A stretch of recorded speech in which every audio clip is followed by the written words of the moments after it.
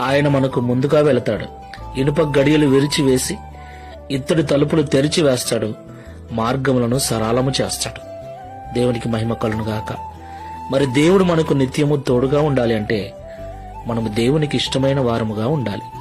దేవుని మందిరమునకు వెళుతూ దేవుని మాటలు వింటూ వాక్యానుసారమైన జీవితాలు జీవిస్తూ అందరి ఎడల సాధ్యమైనంత వరకు సమాధానము, ప్రేమ, సఖ్యత కలిగి జీవిస్తూ దేవుని ప్రేమను లోకానికి చూపించే వారముగా ఉండాలి. అప్పుడు దేవుని తోడు మనకుంటుంది, దేవుని కాపుదల మనకుంటుంది. పరిశీలించుకొని ప్రార్థన చేసుకుందాం. సర్వోన్నతుడా, సర్వశక్తిమంతుడా, మీకు స్తోత్రాలు స్వామి.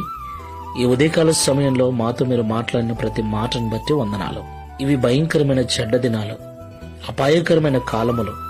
నిజమే, మా కళ్ళ ముందు తిరుగుతూ ఎంతో మంది లోకాన్ని విడిచి వెళ్లిపోతున్నారు. మేము